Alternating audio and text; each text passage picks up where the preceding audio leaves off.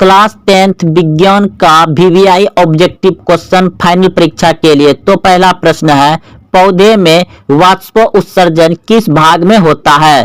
पौधे में वाष्प उत्सर्जन किस भाग में होता है? तो ऑप्शन नंबर सी बिल्कुल सही है, पत्ता।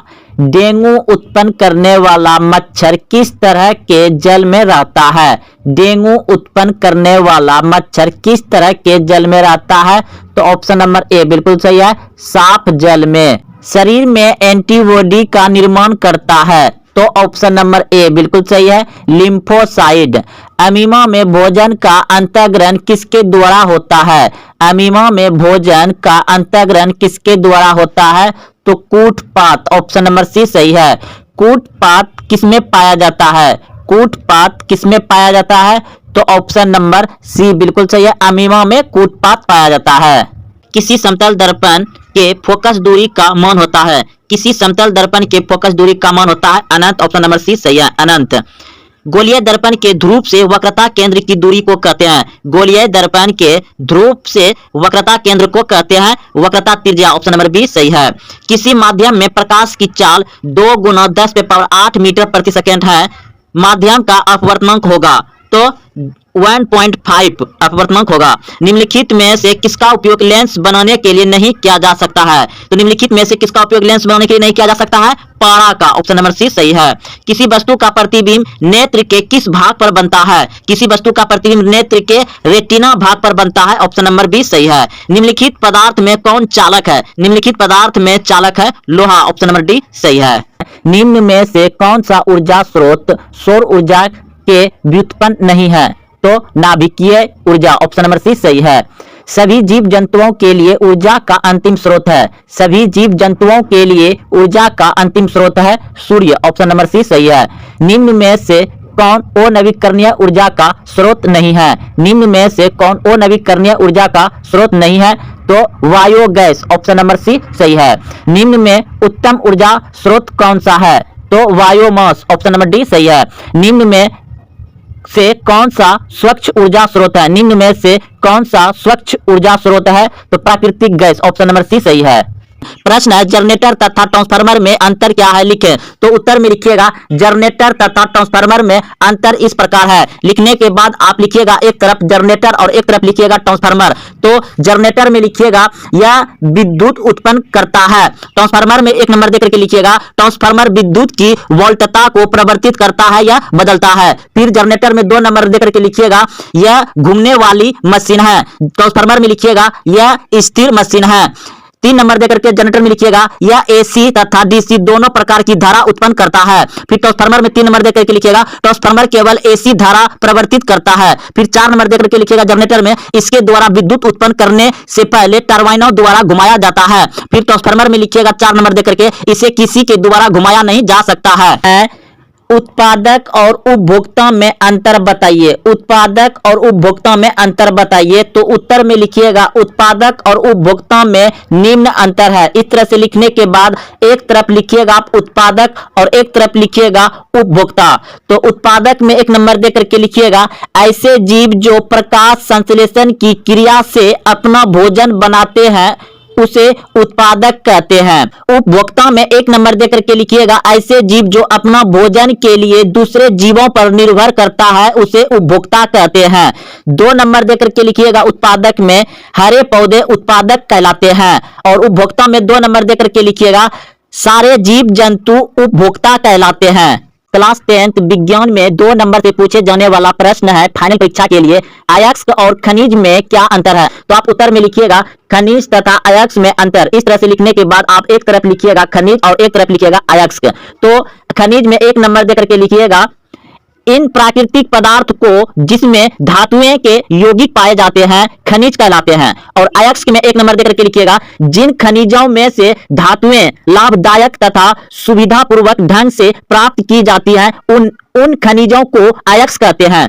खनिज में 2 नंबर देकर के लिखिएगा, कुछ खनिज में धातु की प्रतिशत मात्रा पर्याप्त होती है जबकि अन्य खनिज में धातु की प्रतिशत मात्रा बहुत कम होती है। फिर अयस्क में 2 नंबर देकर के लिखिएगा, सभी अयस्कों में धातु की प्रतिशत मात्रा पर्याप्त होती है।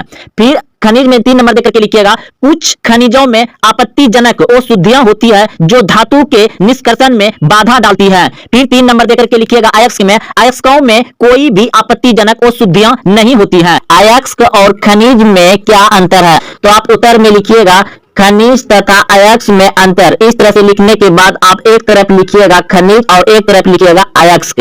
तो खनिज में 1 नंबर देकर के लिखिएगा इन प्राकृतिक पदार्थ को जिसमें धातुएं के यौगिक पाए जाते हैं खनिज कहलाते हैं। और अयस्क में 1 नंबर देकर के लिखिएगा जिन खनिजों में से धातुएं लाभदायक तथा सुविधापूर्वक ढंग से प्राप्त की जाती हैं उन खनिजों को अयस्क कहते हैं। खनिज में 2 नंबर देकर के लिखिएगा कुछ खनिज में धातु की प्रतिशत मात्रा पर्याप्त होती है जबकि अन्य खनिज में धातु की प्रतिशत मात्रा बहुत कम होती है।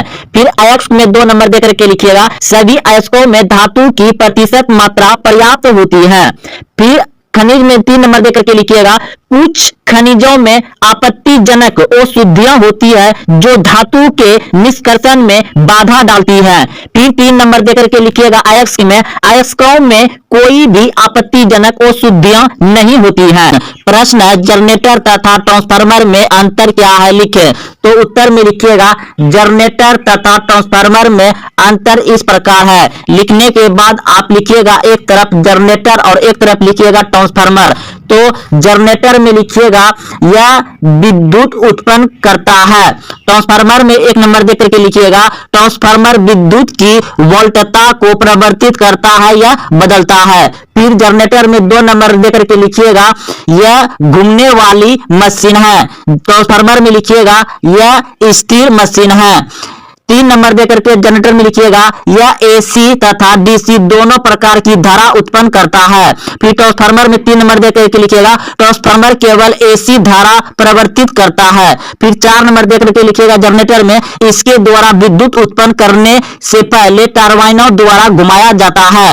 फिर ट्रांसफार्मर में लिखिएगा 4 नंबर देकर के इसे किसी के द्वारा घुमाया नहीं जा सकता है। प्रश्न है उत्पादक और उपभोक्ता में अंतर बताइए। उत्पादक और उपभोक्ता में अंतर बताइए। तो उत्तर में लिखिएगा उत्पादक और उपभोक्ता में निम्न अंतर है। इस तरह से लिखने के बाद एक तरफ लिखिएगा आप उत्पादक और एक तरफ लिखिएगा उपभोक्ता।